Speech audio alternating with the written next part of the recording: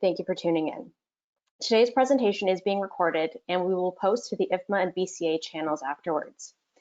IFMA Greater Toronto and South Central Ontario is so excited to partner with BCA, the Building Commissioning Association, for this presentation. Our guest speakers, John Bell of RWDI and Craig Sievenpiper of HHAngus, are here to discuss the ever-changing landscape of the building commissioning industry and the ongoing adaptation to COVID-19. A big thank you to the BCA team and IFMA team for making this presentation possible, especially to Kayla, Kay, and Maria. Before I conduct our speaker intros, I would like to remind our audience that we are offering through IFMA our SFP, Sustainable Facility Professional, with a January 6th start. This course will help you develop and gain recognition and expertise for sustainable FM practices. Please reach out to us if you're interested in taking this 12-week virtual course. Now, a safety moment. Many of us are getting very excited about putting the Christmas decorations up early. Here are a few tips to consider. Check holiday lights for fraying, bare spots, gaps in the insulation, or excessive kinking in the wire. Turn off all tree lights and decorations when not in use. And when putting up decorations, carefully use a step ladder or step stool with supervision to reach high places. Now I'm going to introduce our speakers. John Bell is RWDI's Technical Director of Commissioning and helps new and existing buildings achieve their full potential. John is an award-winning building commissioning professional with more than 15 years of experience and hundreds of projects across diverse sectors and industries, from data centers and laboratories to commercial, educational institutions, and power generation facilities. Welcome, John.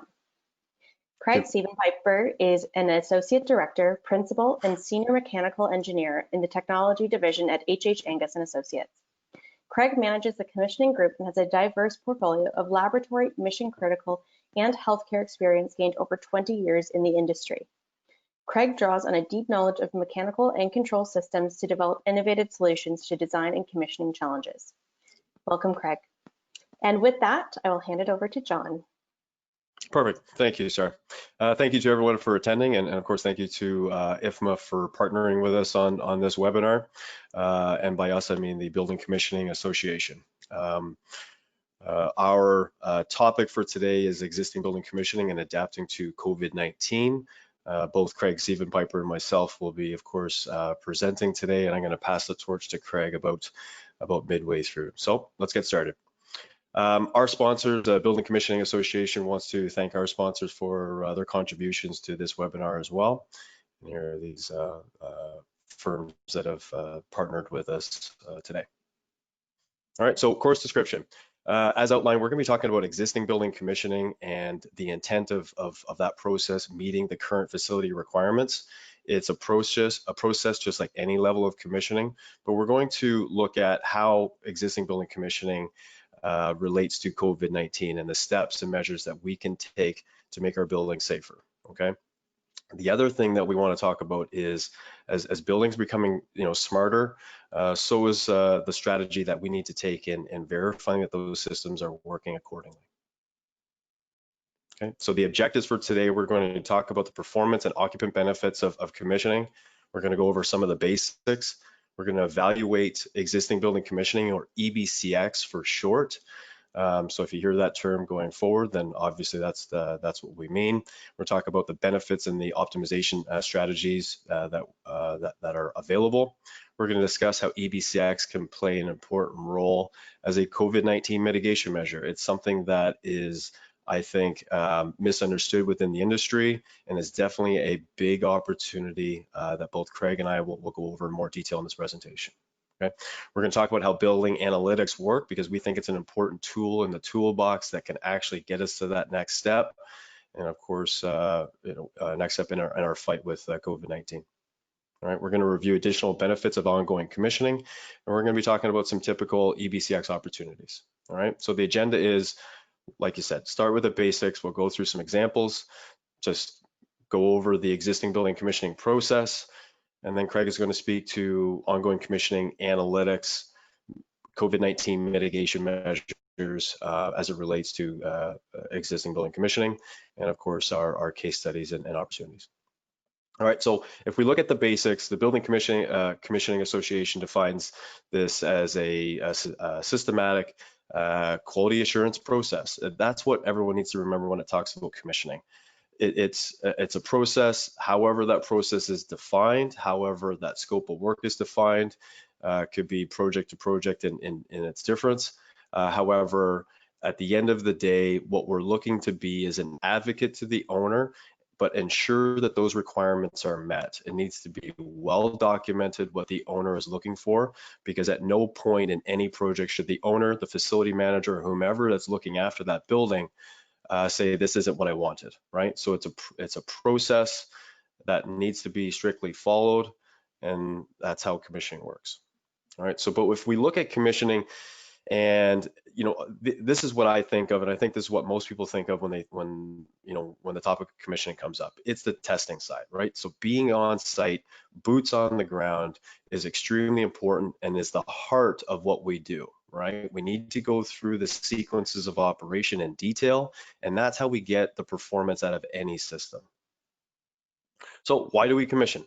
So for the longest time, it's been saving energy and increasing equipment longevity, and of course those things are important.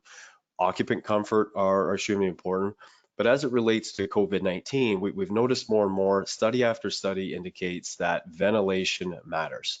And that's a key takeaway that I'd like for everyone to have, is that ensuring that those ventilation systems are working appropriately is an extremely important step in our fight with COVID-19, right? So increasing air quality, occupant productivity, and of course the training for the operations and maintenance and facility management team.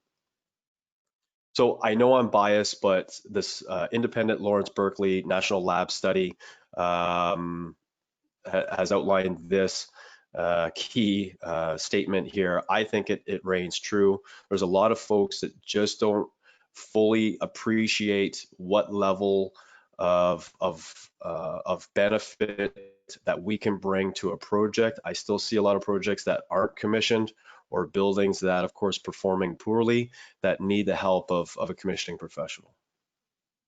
Okay, so some fun examples. This is brand new equipment. We find, rooftop units that just aren't performing correctly. Again, these are brand new. So it's not like, buying a brand new car. The expectations are different, in all honesty. We find new equipment in which the dampers just don't operate accordingly. In this case, we did a test on shutdown and found that the dampers were open. That causes some issues internal to the unit, and then of course we know that the damper percentage open is incorrect. Okay, so this is a site that I went to. We can see three obvious issues here. Just a regular split air conditioning unit, but you can see the condensate pump as it's trying to push water up into the pipe. It's a chunk of plastic that's definitely not going to work, hung by zip tie. That pipe in and of itself was not the highest point on that drain line.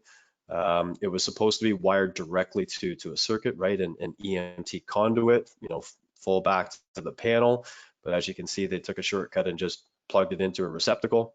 And then of course the condensate drain, you can see there on the bottom, that's a point of leakage that could easily happen. And right below that is obviously some sensitive wire cable tray.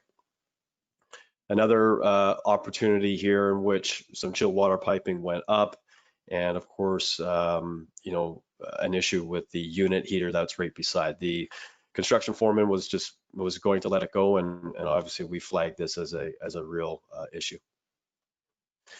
This one's just egregious. We know that coordination issues happen on site, but again, cutting open the linear supplier diffuser to fit some pipe work is obviously a no-no.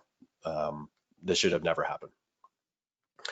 But some other aspects of what we do is we look at on the operations side. So again, we provide a different perspective on projects. We want to make sure that not only is that equipment functioning, but looking at it from the operations and maintenance, the facility management side of this.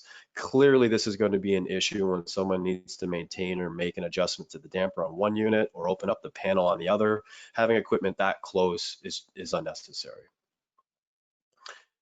So on the existing building side, we find this, right? Temporary measures, wiring dampers wide open. That should be a measure that's on a Tuesday, right? But getting an actuator or making the correct fix for this long term needs to happen right away. So we find this in which buildings are performing poorly. These issues are all over the place, but any temporary measure, I'm not saying that this, under no circumstance should happen, but it needs to be extremely temporary, right? All that outside air into the space, definitely not going to work the way it's supposed to. Another aspect is exhaust gas reentrainment. So we'd also look at this from that aspect as well. The exhaust gas from one unit is going to be intaked on the fresh air of the other, on the neighboring adjacent unit, and that's clearly an issue. So if we look at the commissioning process, and the reason why I want to explain this is because what's important to remember here is that commissioning for new construction is different than an existing building. And we're going to go through the existing building commissioning process, but it's important to understand that they are different. So ideally, a commissioning provider or commissioning professional is in the project in the pre-design phase. We can be the advocate to the owner. We can go through the owner's project requirements, detail that, put together our plan, go through the design process, review the design, and that's through a different lens, a different perspective from a technical point of view of someone that's been there through the entire project, right, including operations. And that's a perspective that we can bring to a project. Okay, so construction phase. The submittal review, test plans, these are the things that people understand commissioning folks do all the time, and it is. The heart of what we do is the testing side, but we also ensure that through the occupancy phase, turnover phase, that the documentation, training documentation, video recorded training, these all go a long way in making sure that that building stays at its optimal performance. Right now, the ongoing commissioning phase is something that's not done normally, and it's definitely an opportunity, and facility managers and operators need to understand that there is a process in which we can maintain a building. So that can happen either through the operations staff or a commissioning professional. Either way, ongoing commissioning is extremely important, not just through COVID-19 times, but afterwards. So the benefits, as we've outlined, optimized ventilation, improved health and safety and comfort, reduced energy and GHG, lower operating costs, improved performance, and improved equipment reliability. Yes, there are some costs for commissioning consultant, but study after study, project after project have simple paybacks for this work that are well below the 2-year mark. Okay, so commissioning for existing buildings.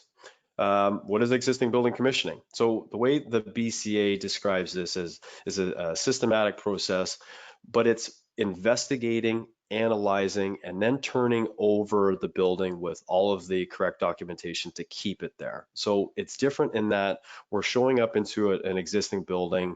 You don't know what you're up against. There's opportunities or issues or facility improvement measures everywhere, and you're looking to find them and then in a practical way outline what your plan is for implementing the corrective measures.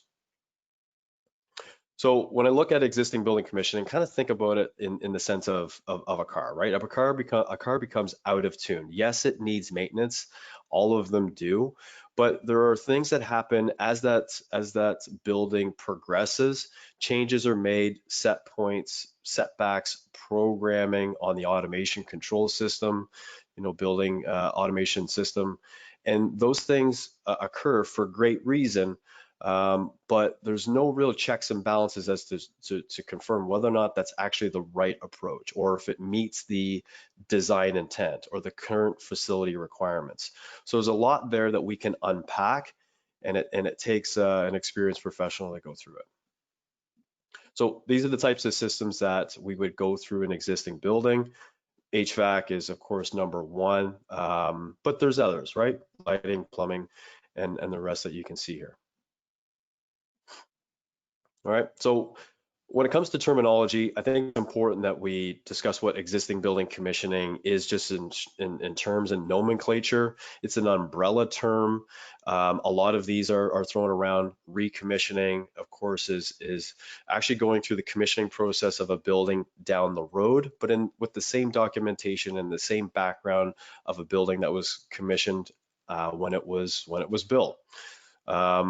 Not every project or not every building is actually commissioned. There's lots that have some level of construction documentation, but they aren't actually fully commissioned. Third party testing documentation. So retro commissioning for those, of course, is necessary so we can get those buildings back to where they are supposed to be. Ongoing commissioning, as outlined, is extremely important. It's an absolute shame to see buildings that perform really well at time of construction, or turnover, I should say, and then the drift happens, and it just keeps drifting downward and downward until the point where someone's brought in to try to help fix it. Okay. Monitoring-based commissioning and building enclosure commissioning are related more to LEED, but I think it's still important that people understand that this can happen in existing buildings as well. So looking at from the metering standpoint, the automation system standpoint, and from analytics per se, monitoring-based commissioning is also a step that should be undertaken so that the ongoing nature of those projects or the building is maintained, right? It's a shame to see buildings performing poorly or have effects on health and safety. So going through that process on the monitoring side is important. All right. Now, building closure. It's unacceptable to see new construction or buildings in which there are massive leaks, infiltration issues, stack effect issues, and a lot of these are tied back to the enclosure. If testing is necessary for HVAC systems, so should the enclosure, right? Thermal tests, pressurization tests. There's a lot there that can be done, and understanding that testing is the way to go. So here's an example of something we came across as it relates to COVID-19.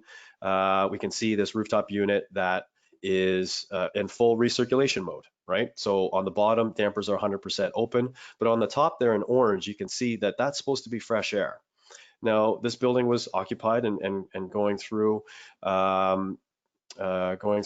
day to day with no ventilation.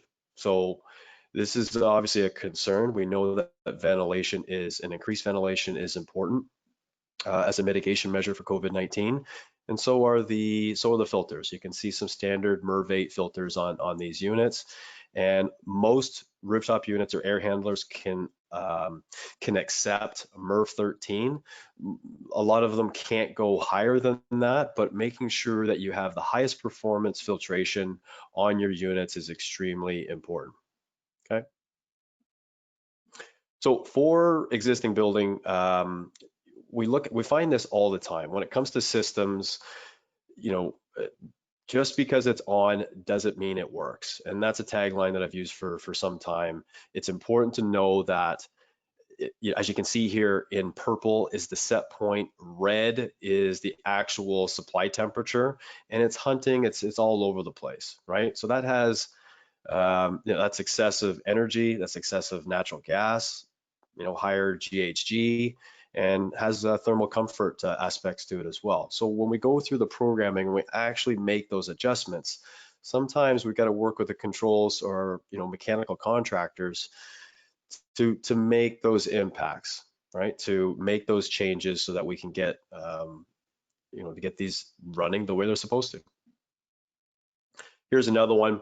It's -7 degrees or -6.7 degrees Celsius out at the on this chilled water system at the time, but the pumps are still running, right? We asked the question, what's the intent? There isn't a great explanation, so obviously that's some wasted energy on that system, and of course going to reduce the longevity of those pumps. Set points. So we find this in every facility, set points being overridden. You can see that in orange. or the set points for occupied and unoccupied being less than ideal, right? The unoccupied range should be wider than the occupied, and generally speaking. But what we don't want to see is points or set points for systems that are overridden and they just stay that way, right? Or systems that are supposed to be in auto, that have been manually, selected for, manual operation or in hand mode, right? That should be a temporary measure, but we find in a lot of times that's not the case. All right, so existing building commissioning process, as outlined earlier, that process is different, right? It's a different approach than new construction. But here is a breakdown of the existing building commissioning process, right? So we'd start with some planning. So let's say an existing facility, that there's some opportunity and that it's struggling. So we would sit down with the facility manager and go through the existing documentation, talk about goals, benchmark that building to others, have an honest and on the table discussion about what we want out of the project, right? Interview the operations team, make sure that we understand fully what we're getting into, outline our plan, right? The next phase is we just start lifting rocks, right? We go through the automation system and we go through on site, we find how the dampers are actually functioning, and we actually do some testing on site, right? But the ultimate goal is for us to build out our facility improvement measures.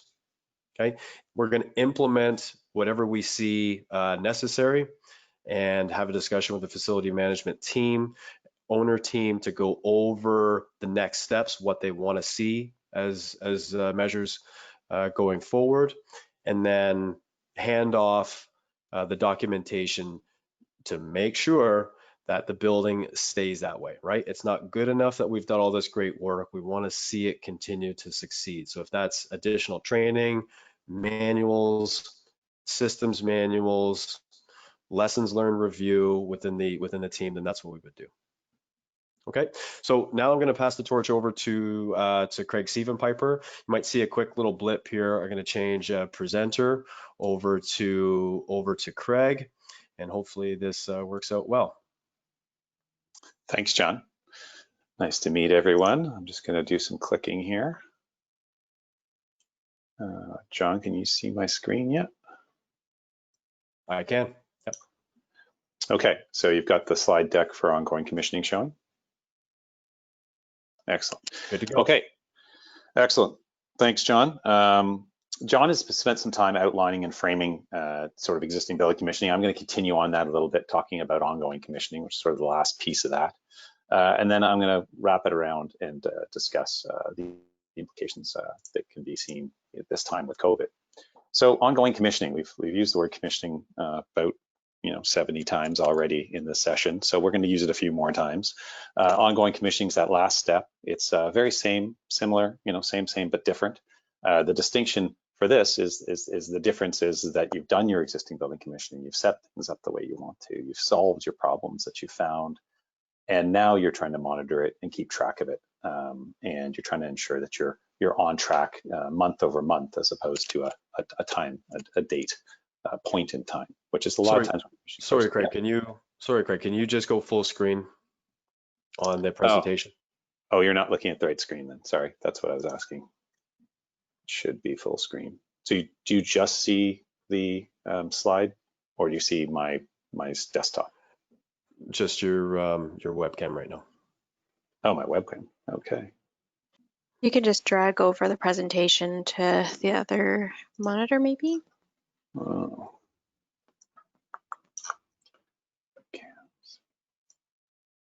Right now, I'm not sharing, right? Now they can see this screen. All right, let's see if I can get this over here.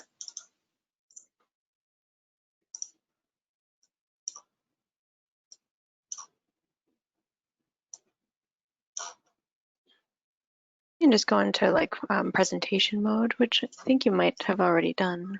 I did, yeah. So is it now on the right screen? We can see the presentation. It's just, it's showing the same view that you have, but It's full screen. So are you seeing my camera? I apologize. Are you seeing my camera? no, we just see your PowerPoint window, but we see your entire desktop. So maybe you just need to go to share presentation only. There you go. Perfect. Thank you very much, everyone. Thank you for your patience. All right. So, and hopefully you're not seeing the little control panel. It's out of the way. There we go. All right. So just touching base on it again, commissioning, ongoing commissioning is the monitoring and keeping track of things, keeping them all together such that you can ensure that you keep the successes that you came through commissioning throughout the process. So how is that different? We go back to that car analogy of how we need a tune-up every now and then for a building, not just the maintenance, not just the replacing of filters and keeping things running every day, but every now and then it needs a tune-up, 100,000 K, 150,000 K on your car. Well, what's the difference with ongoing commissioning? It's taking that to a different level. It's looking at it sort of like as a connected car that is the future of the 5G networks and such, and things like a Tesla, which is looking at your car as a piece of software, and it's mining the data out of the cars, it's mining the concerns, and it's sending software upgrades back to your car as required to make it better. So that's really the idea of where we're going with building control systems and building automation systems. Now, who does this? It's done by a collection of companies. Controls and energy companies both do this. So your base building controls probably have the opportunity to offer you this.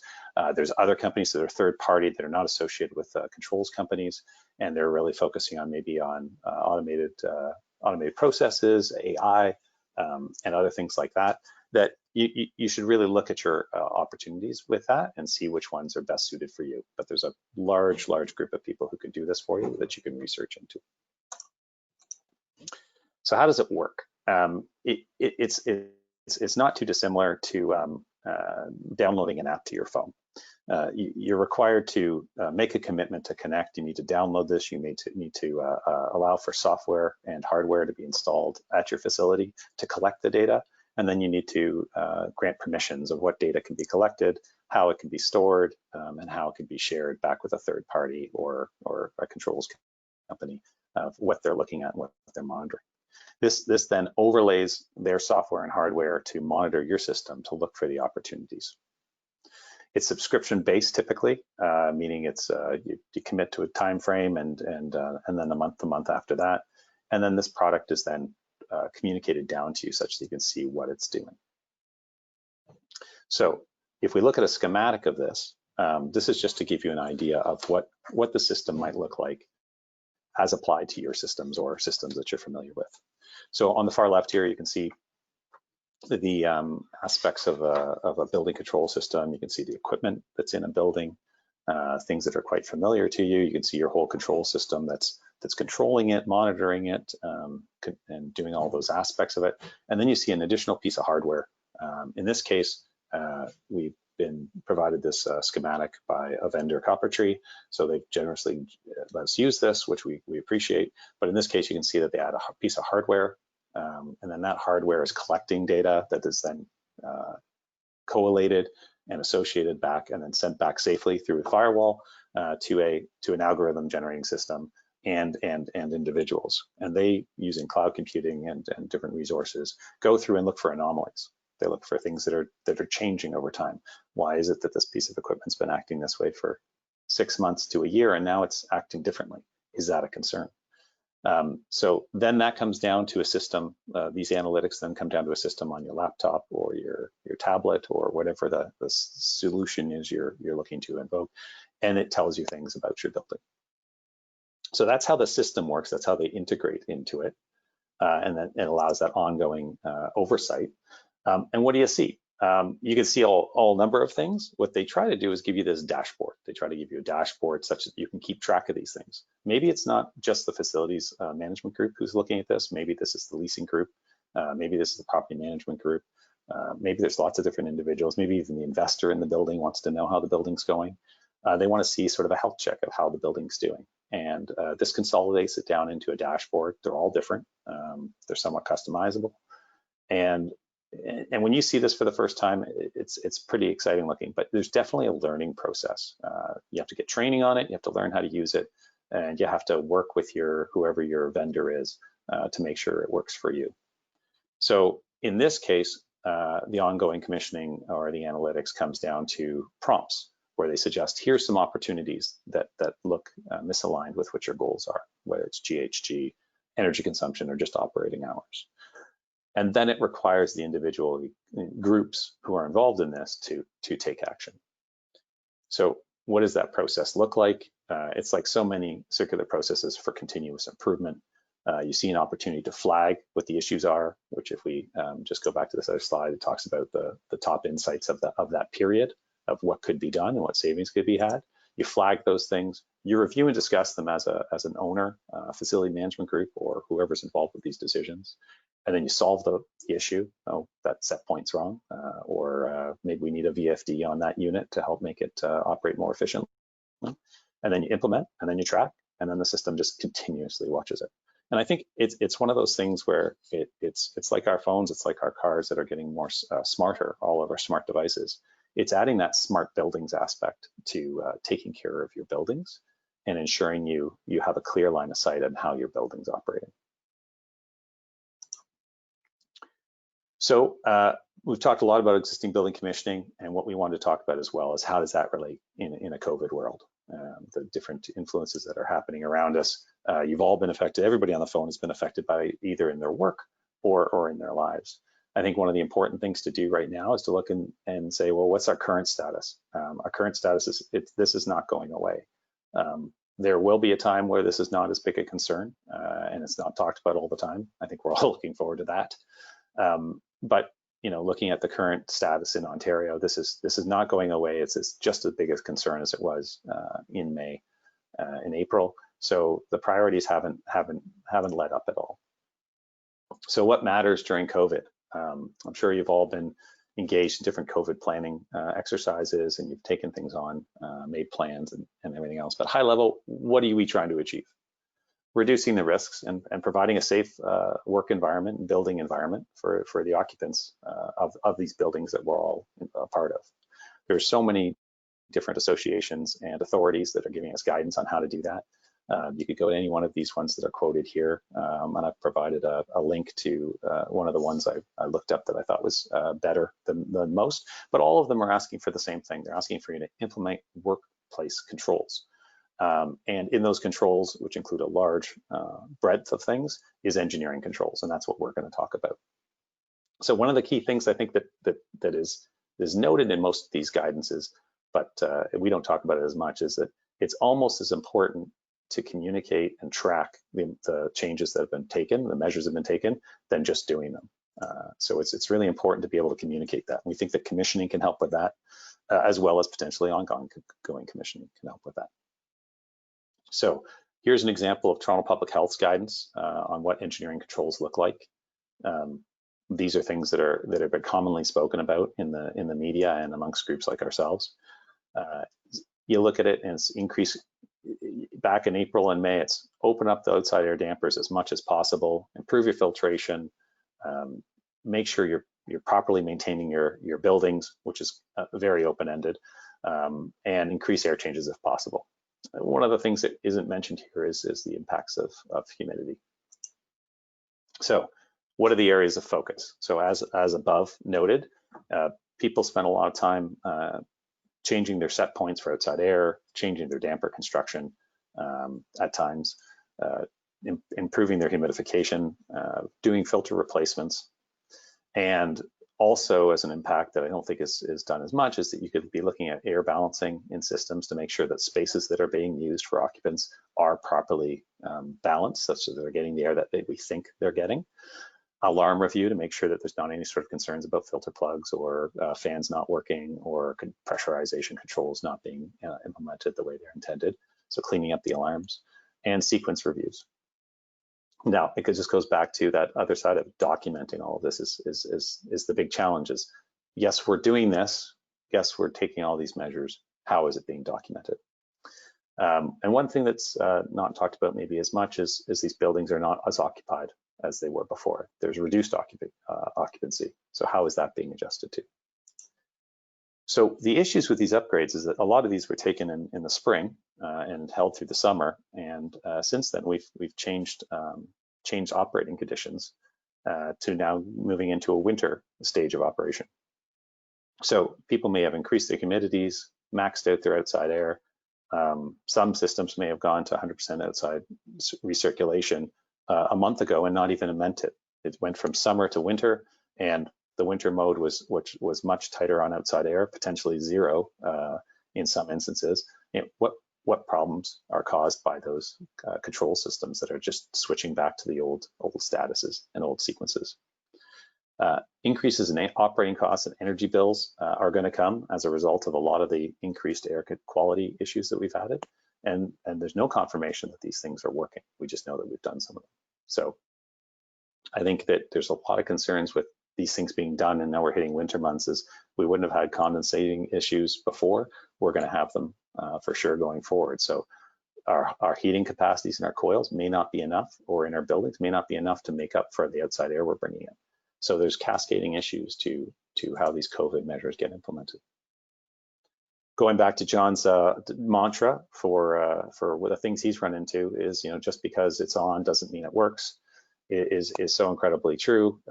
We have instances where we've been modifying buildings operations over the last 6 months to adapt to COVID, and maybe it's just gone to winter mode on a bunch of systems, and those things haven't been adapted for COVID. Maybe they aren't in winter mode and they're still in summer mode, and they're not going to be adapted for COVID. So reviewing set points and alarm logs and controls and equipment, whether it's in hand or auto, under control or not under control, these things are absolutely critical at this time, as much as they were critical every year. I think they're just that much more line of sight on these things. So commissioning agents and participation can be just that extra resource on the site to help with these reviews and help ensure these things happen. So we thought we'd check in at this point and just share a case study to talk a bit about sort of typical existing building commissioning opportunities. For this instance, we got an email. I included the email because I thought it was quite interesting how brief it was. It was an existing client, but they reached out to us and said, please submit a recommissioning proposal for this air handler in this room, this space. And very brief, and had to clear up what that scope was, but quickly found out that it was a renovated space 12 years ago, new rooftop unit with expansion included, and there's been cooling concerns this summer. So it seems like it's moved up the ladder and it's become a real problem. But I thought it was interesting how easy it was to just start the conversation of what could be done with a commissioning agent. You don't necessarily have to have a large drawn out RFP. You can work through the scope of work, and they can be small scopes of work to help solve these problems. In this instance, it was an office / healthcare space with an existing rooftop unit. And just going to the site to have a review with the client of what it is that needed to be done and what the current situation. The immediate thing that struck us was that this 10-year-old facility or rooftop unit, there was window shakers throughout the facility, so reinforcing the cooling issues. But window shakers don't usually go in and all over the place in one summer. This may have been a problem for a while. Future expansion hadn't occurred, so there's bypass dampers that were open to allow the rooftop unit to work, and had been running inefficiently for 10 years. Diffuser filters, we asked when the last time filters were changed on the HEPA diffusers, and the operations team had not been informed that these were HEPA filters on the terminal units, and it wasn't part of their maintenance program. So they weren't aware that they needed to be replaced. Initial discussions uncovered that there was years of complaints, and that as far as people who were there were concerned, it had been a problem since it opened.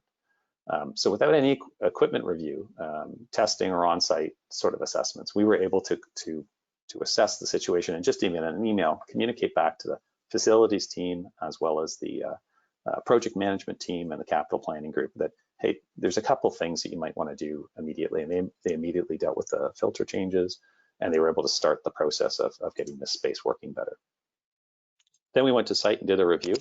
Another good example of sort of what John was showing on the left here is you can see that there's a door fully open on this rooftop unit and one's cracked open. That cracked open one has been cracked open for at least years. We don't know how long it's been bent like that, but 7/24 every day of every year that it's been cracked open like that, it's been open because it's bent and it's unable to be closed. So that's bypassing filters and it's bypassing air, and it's resulting in a lower performance for the unit. Clearly that needs to get addressed. So that goes into the capital planning report that we give back. And then we dug into the control systems, which massive site. So who knows if this controls page is looked at very often. But in this case, it was pretty quickly assessed that there's something wrong with the controls. As it turned out, the controls were never mapped to the graphics. So everything was there. It just needed to be mapped correctly. With the controls vendor engaged, we were able to have that resolved in 10 minutes of review, like giving 10 minutes to the controls guy to do the work. So, in this case, the existing building commissioning involved a balancer as well as a controls contractor with us to allow us to make the changes on the fly. That was something that the client wanted to do, such that we could get this resolved. We reviewed site conditions and HVAC and control systems and significant implications of not meeting set points or set points not being available allowed us to provide back information to the client saying these things could be changed to address these issues and potentially remove the need for the window air conditioners. So I just thought I'd share one more screenshot and go back to, just because it's on doesn't mean it's working. So this one's definitely on, the rooftop's definitely running. And there's a couple question marks here, but not all question marks. So we got those things mapped correctly. And as we looked at this, we were asking, so how do you set the supply air temperature, and what is the supply air temperature for this unit? Because it'd be curious of whether it's meeting set point and therefore whether it's meeting the cooling requirements. In this case, it was just not there. It was in the background, so it was in the controls logic, but it was unable to be modified by the facilities group and operators, and it was unable to be viewed. So they added those set point variables to the controls. And as it turned out, this air handling unit had been in a state of 70 degrees Fahrenheit supply air temperature for as long as we could be aware of. So it's an ongoing process, but this just goes to a very small assignment that was able to help fix things very quickly. So typical existing building commissioning opportunities. We've talked a lot about existing building commissioning. Where are the opportunities? Really, air handling and ventilation seems to be one of the major ones that have quick and high implications to it, especially in a time of COVID. Controls reviews, we can spend the extra time to do things and try to suss out what's being reported back correctly or not being reported back correctly. Doing a setback and schedule reviews, making sure equipment's in auto, and monitoring, calibrating, and trending. A lot of times there's not enough time in a day for the people who are running the facility to check different trends to say, well, this may not be working. Let's trend these 3 items and see what results we get after 2 weeks. So I think, good takeaway is existing building commissioning has many categories, lots of different subgroups that make up existing building commissioning. There is of great value in having a commissioning report and a plan such that you can provide updates that provide clear messaging back to the occupants that you've been doing things, back to the property managers, back to the facility managers, what's being done. Having those clear messages and therefore having things you can track and work towards fixing or changing or showing at what point in time they were working is very valuable, we find, and is very well received. So you can implement a lot of elements we've discussed. I mean, there's not a lot of magic to this. It's time and effort and skill set and knowledge, but often it's that time and effort that's hard to find when your full-time job running a facility. Getting those extra days or weeks to go through and do a deep dive of systems operations is difficult. So getting a trained commissioning professional to do that with you can be a great benefit. We definitely want to say that if you have any questions about that, of how to bring on a commissioning agent or bring on a commissioning group, please reach out to either John or I. We'd be happy to guide you, help you ourselves, or help you with other people that you could work with. The Building Commissioning Association, who we represent, has got a website that's got really good product and shared resources on it that can help you understand what Building Commissioning Association supports and grows, similar to IFMA with your training programs. But also, who you can contact, how to contact. Please, feel free to use this website to help grow your knowledge about commissioning and potentially acquire the resources. So just to wrap up, during COVID, the priority on maintaining a safe building has never been higher, or potentially never higher, but I think also as visible. It's not just about keeping a safe building and making it run properly. It's about making sure you visibly show that you can do that. And we think commissioning processes can really demonstrate to whoever the stakeholders are that you're doing that and that it's working as intended. Having the tools and the team to monitor the building environment can really help the system and help your communication.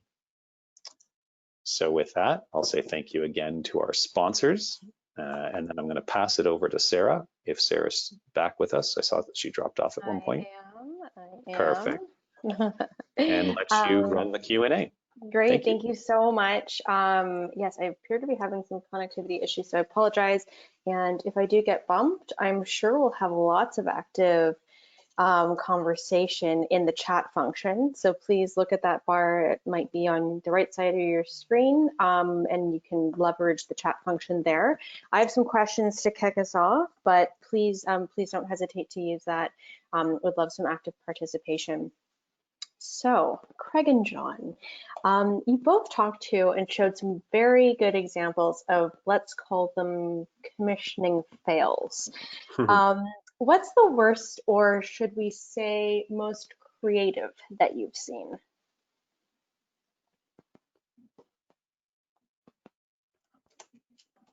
Craig, you wanna start? Well, I think we've tried to share some of them. I like the creative ideas as how someone has, the duct tape has solved the fact the fan is no longer connected to the shaft. I mean, I think that what is the shocking ones, and maybe it's not creative, but the shocking ones is when you see a wholesale broken piece of equipment. It's not that it's patched or that's fixed. I mean, I found coils with nails through them. I found, pumps that aren't wired. It's the wholesale failures that the thing is just 100% not working. Those are the ones that make you scratch your head and say, really? Like, how did that happen? Right. I've got an interesting one. Walked into a building. They were struggling with energy, and they had some significant temperature control issues in the lobby. Right, retail space, lots of complaints that said that they were frozen in the winter. And go back to the control system and find that they've circumvented the entire sequence of operation for the air handler that was controlling that lobby, controlling that space. And what they did is they said, if the valve on the heating valve for this unit, right, with the thermostat in that location, if the heating valve is greater than 20% open, then we're going to negate the hot water supply temperature reset and just go to absolute max, right? So I don't care about how much or what the temperature is elsewhere in this 300,000 square foot building, but this lobby is super important and we want to just go full heat. Not only was that a massive problem just for the lobby, but that's for everywhere. And what our remedy, or what our countermeasure for that is they had a stack effect issue. They had a infiltration issue, and it was ramping up the makeup air units, the fresh air units, a little bit more to positively pressurize that building so that they could at least maintain a temperature, adequate temperature in that lobby. So we see lots of creative things that folks do on the control side or set points, and it's taking a step back and saying, hey, look, this might be great for a Tuesday, but it's not going to be great for forever. And we find a lot of buildings that just stay, to Craig's point, that just stay, at that Tuesday, and they obviously run and run and run, and then waste a lot of energy and et cetera. Mm-hmm. Yeah, certainly. It's always a ripple effect, that's for sure. I have a couple questions here from our chat, and this was from an earlier comment made by you gentlemen. We have Derek Tynan, who has asked, was the 30% RH goal referenced anywhere? Yeah, so there's a few different references. ASHRAE's got one. There's a bunch of studies that outline trying to go between 40 and 60. Now in the heating season, as Craig had outlined, and as we know, that's extremely difficult to achieve with our existing systems in this region of North America. What we can say is that more is better. Studies show that more humidification or more humidity in the space is better. But again, there's a limit, right? We don't want to cause condensation issues. We don't want to create mold. Like, there's a cascading effect that happens when we just make wholesale changes. So having a professional, having someone there that you can trust and advocate for those right steps is extremely important, because it might not be 40. You might find that your, 28.5% might be your max, or 32, whatever. More is better. And I think having that kind of standpoint to say, hey, look, we don't have any humidification right now. And I know that during the winter last year, people were complaining to me about their pants sticking to their leg. We know that this is a problem. So let's do something to make it better. It might not be perfect, but let's work on better. Yeah, I think that's great feedback. Thank you. We have another question here from Julia. What are the key differences between a recommissioning study and an energy audit? What are the differences in the outcome? Great question. An energy audit provides a lot of the content that a recommissioning project will, except for a couple of key differences. One is the testing side, right? When an energy auditor walks through a space, they're finding, and I do a lot of energy audits, and so does Craig, you're finding some low-hanging fruit, right? There's review of the systems that are there, and you're looking to establish what kind of capital measures would be in place, what you can find easily, right? Even an ASHRAE level 2 audit is, let's find the easy stuff, right? The reason why recommissioning or existing building commissioning is more expensive is because there is an on-site testing focus to say, no, it's not good enough that I know that air handler needs a VFD. That's obvious. That's low-hanging fruit. But what I can say is that if I go through the sequence of operation on that unit, let's say it's similar to a dozen other units in that building, right? Then I can do a statistical sample on 2 or 3 of those air handlers, or whatever VAV boxes or whatever it might be, and say, look, there's a bunch going on here. We know that there's some significant issues that are on the back end, right? And it's not just at the forefront. So 2 different scopes, but the testing piece and documentation piece in the turnover side with the documentation for the operations and maintenance team are the big key differences between those 2. Excellent, thank you. Our next question is from Sina, and it's sort of a 2-part. Is there any commissioning plan for hospitals, or hotels during COVID, or can we prepare an energy efficient plan for residential, hospital, or commercial buildings? Well, I think, do you want to take this one? Yeah, sure. I think just to start, there is a commissioning standard for healthcare facilities, which I think is important. It is typically focused on new build, but it does have applications that you could use it as part of recommissioning. So it's not in isolation. I think that one of the things that was added there was the asterisk, during COVID. Like, is there a COVID guide to commissioning? And I'd say the answer is no. I haven't seen, maybe John can jump in, I haven't seen anything which says during COVID do these commissioning plans. I think it's more along the lines of that you engage commissioning agent or yourselves, you take a commissioning plan and you tailor it to the need of what COVID is facing, what we're faced with COVID. So I have not seen anything sitting out there saying, oh, here's the ASHRAE guide for commissioning during COVID.